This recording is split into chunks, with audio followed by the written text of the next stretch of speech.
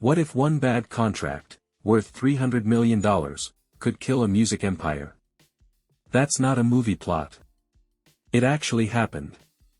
This is the true story of how a powerful record label rose fast, and crashed even faster, all because of one giant mistake.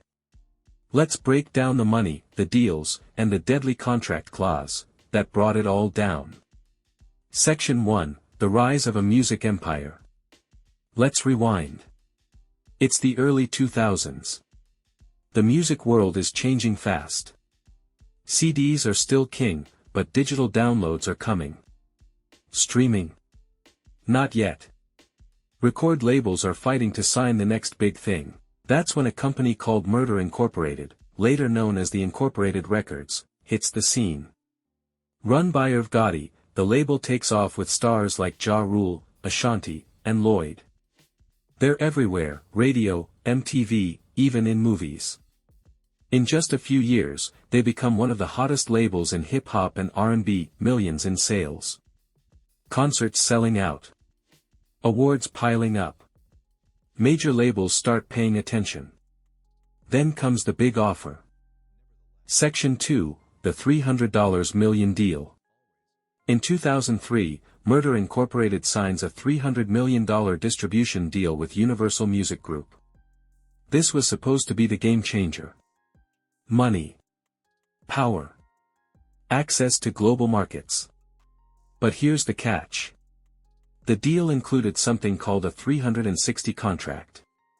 That means Universal didn't just get a cut of album sales. They got a cut of everything: tours, merch, appearances, even brand deals.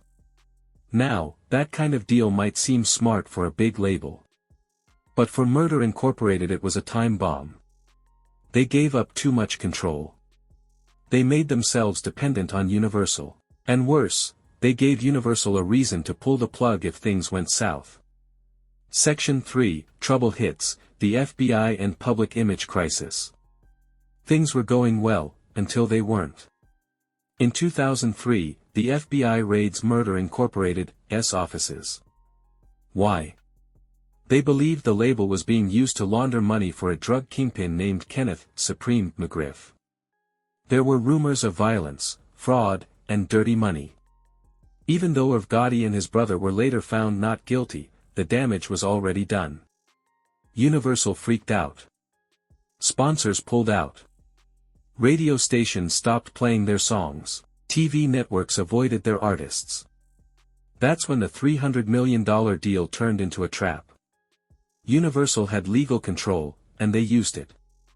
They cut off funding. They shelved albums. They slowed down promotions. Murder Incorporated couldn't move. They were tied down by the contract. Section 4, The Fall, How the Empire Crashed. By 2005, the empire was collapsing. Ja Rule's career slowed down. Ashanti's albums stopped getting pushed. Other artists quietly left or faded out. And Irv Gotti? He tried to fight back, but he had no leverage. That $300 million deal, once full of hope, had now become a financial chokehold. The label rebranded to the Incorporated, trying to escape the bad image. But the fans had moved on. The money dried up. And the empire was gone. All because of one contract. A contract that looked amazing on the outside, but had hidden control on the inside.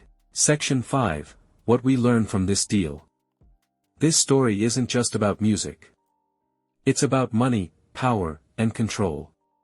It shows how even smart people, with talent, hits, and fans, can fall if they don't control their deals.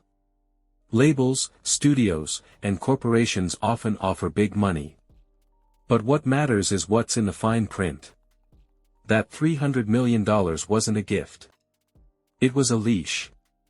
So the next time you hear about a big deal in music, movies, or sports, ask yourself, who really controls the money? If you liked this video, hit the like button, it helps more than you think. And subscribe for more real stories about the biggest deals that shaped music, movies, and money. This is Best Coast Finance, where the money meets the drama.